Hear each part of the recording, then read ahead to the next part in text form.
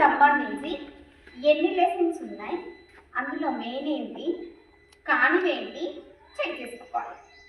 మనకి ఎలాగో teachers sirs అవైలబుల్గా ఉన్నారు. మీకు ఏమైనా డౌట్ ఉంటే వాళ్ళ దగ్గరికి వెళ్ళండి. చాలా బడన్ పడిపోతుంది నాకు. అసలు నేను చెప్పాను కదా 147 మెథడ్, ఆ పద్ధతిలో చదివితే మీకు బడన్ ఉండదు, స్ట్రెస్ ఉండదు, చదవాలి అన్న భయం ఉండదు. ఎందుకంటే ఎప్పటికీ అప్పుడు మనం చదువుకుంటూ వెళ్తాం. ఇన్ కేస్ మనకి కుదరక మనం చదవలేదు అన్నప్పుడు మనకి అబ్బాయి ఇన్ని లెసన్స్ ఉన్నాయి, ఇన్ని ఉన్నాయి, ఎలా చదవాలి, ఏం చేయాలి అన్న ఆలోచన మనకు వచ్చినప్పుడు ఏం చేయాలి? మనకు అందుబాటులో ఉన్నారా టీచర్స్ సార్స్? ఉన్నారా? ఉన్నారా? వెరీ గుడ్, ఉన్నారు. అప్పుడు మనం ఏం చేయాలి అంటే సార్ దగ్గరికి వెళ్ళండి, టీచర్ దగ్గరికి వెళ్ళండి. మెయిన్ టాపిక్స్ ఏంటి అన్నీ మెయినే అని చెప్తారు. కాకపోతే నాకున్న టైంలో నేను ఇంకా నేర్చుకోవాలి అంటే ఏది ఇంపార్టెంటో కొంచెం నాకు క్వశ్చన్ వైజ్గా కాకుండా ఒక లెసన్ వైజ్గా చెప్పండి సార్. ఈ లెసన్స్ అంటే ఇంపార్టెంట్, ఇక్కడ నుంచి వస్తాయి, ఎగ్జామ్లో వస్తాయి అని చెప్పండి అని ఒక సజెషన్ తీసుకోండి, అడగండి, తెలుసుకోండి. తెలుసుకున్నప్పుడు ఒక 10 లెసన్స్ ఉన్నాయి అనుకోండి, మ్యాక్సిమం 1/3 అంటే 3వ వంతు అంటే ఒక 7 లెసన్స్ వరకు చెప్పండి. ఒక 3 లెసన్స్ వదిలేయండి.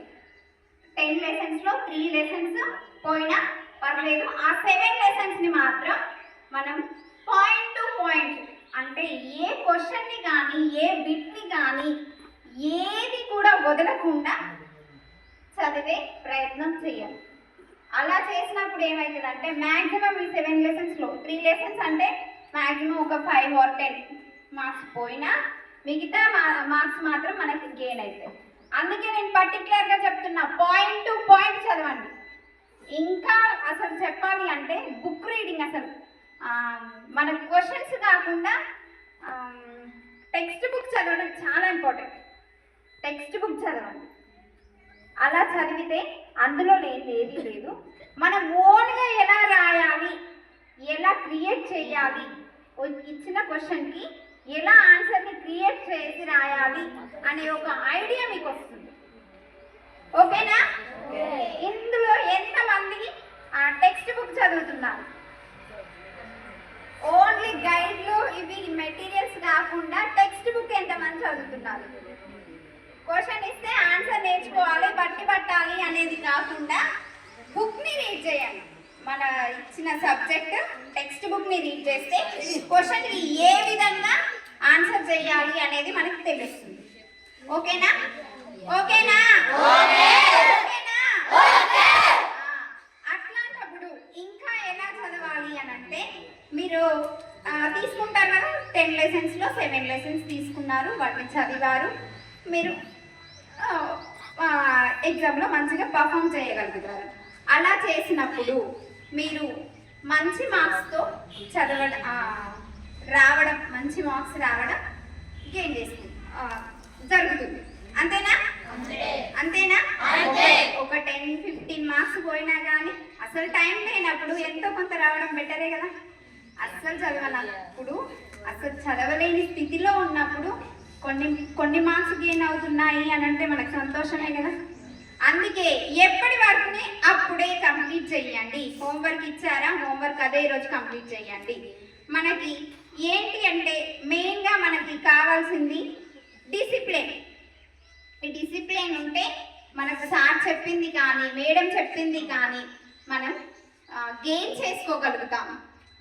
వాళ్ళు చెప్పింది వినగలుగుతాం, నేర్చుకోగలుగుతాం. డిసిప్లిన్గా ఉండి అప్పుడు చదవండి. ఆ చదివేటప్పుడు కూడా మనకు చిలిపి చేస్తులు ఎక్కువ అని చెప్పాను కదా, రాగానే చెప్పాను చిలిపి చేస్తులు ఎక్కువ అని చెప్పానా? అగ్గో నేను ఇక్కడ చెప్తుంటే అక్కడ ముచ్చట్లు పెడుతున్నారు. చిలిపి చేస్తులు ఎక్కువ. సార్ హోంవర్క్ ఇచ్చారు, మనం రాసుకున్నాము, పక్క వాళ్ళు ఊరుకుంటారా? ఏం చేస్తున్నావు అని గిచ్చుతుంటారు. అబ్బాయి ఇప్పుడు ఎందుకు లేదు చదవడం అనేసి అనుకుంటారు. అట్లాంటివన్నీ కాసేపు మీరు చదివినంతసేపు పక్కన పెట్టండి. ఓకేనా? పక్కన పెట్టి మీరు చదవాలి.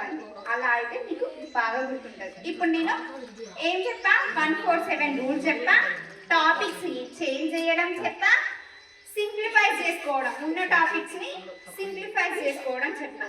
మీకు ఫర్ ఎగ్జాంపుల్ ఒక లాంగ్ క్వశ్చన్ ఉంది, అది మీకు మొత్తం చదవాలి, పాయింట్ టు పాయింట్ రావట్లేదు, సార్ దగ్గరికి వెళ్ళండి.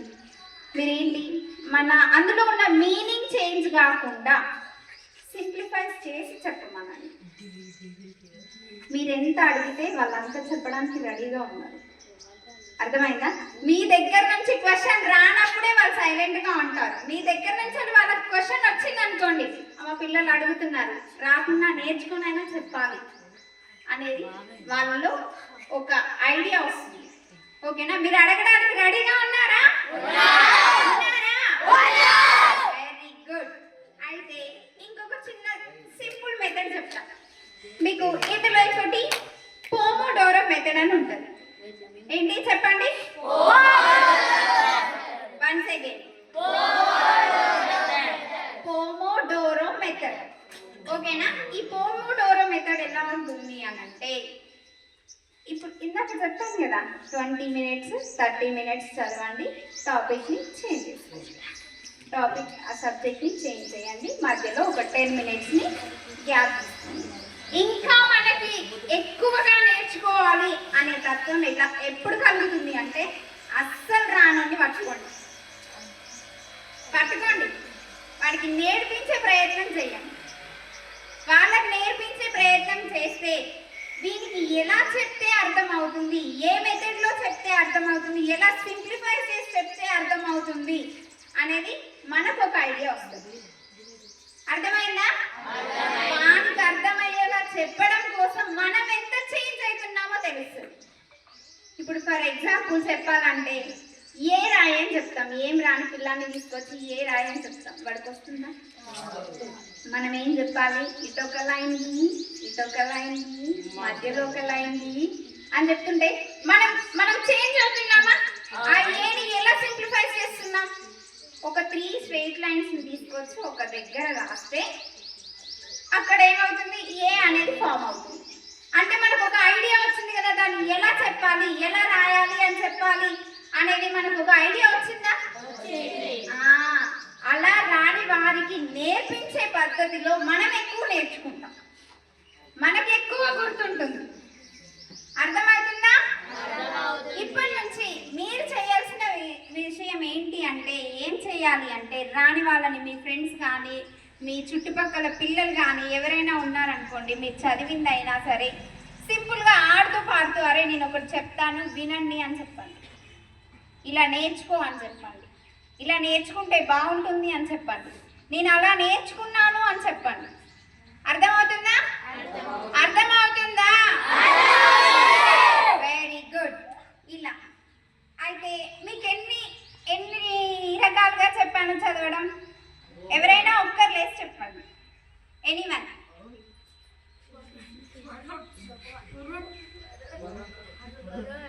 చెప్పాలి. ఎనీవన్? పోనీ చెప్పండి. చెప్తాండి. 147 మెథడ్ చెప్పు. 147 మెథడ్ సింప్లిఫై చేసుకోవడం. ఇంకొకటి పోమోడోరో మెథడ్, అంటే మనం టాపిక్ని ఒక హాఫ్ అన్ అవర్ చదివి చేంజ్ చేసుకోవాలి. ఇంకొకటి ఏంటి, పిల్లలకి నేర్పించే పద్ధతి. ఓకేనా? మీ అందరినీ చూస్తుంటే బాగుంది, మీరందరూ నేర్పిస్తూ నేర్చుకుంటారని కూడా నాకు అర్థమవుతుంది. అర్థమైందా? నేను అన్నది రైటేనా? రైటేనా? అయితే మీ అందరికీ స్టోరీస్ వినడం వచ్చా? చెప్పడం కూడా వచ్చు కదా? వచ్చు కదా? వచ్చు. ఎందుకంటే మనం స్కూల్కి రాకపోతే ఫుల్ స్టోరీస్ చెప్తుంటాం కదా, అప్పటికప్పుడు క్రియేట్ చేయడం తెలుస్తుంది మనకి. కడుపు నొప్పి, కాలు నొప్పి, ఈ నొప్పి, ఆ నొప్పి, అవునా? అప్పటికప్పుడు స్టోరీ అల్లడం కూడా వచ్చు మనకి. స్టోరీ అల్లడం, క్రియేట్ చేయడమే వచ్చినప్పుడు చదవడం రాదా? వస్తుంది. సో అప్పుడు మనం ఏం చేయాలి అంటే, మీ దగ్గర ఉన్న సబ్జెక్ట్ని ఒక స్టోరీ లాగా వినండి. స్టోరీ లాగా చెప్పడం నేర్చుకోండి. అర్థమవుతుందా? ఇప్పుడు నేను ఒక స్టోరీ చెప్తా, వినడానికి మీరు రెడీగా ఉన్నారా?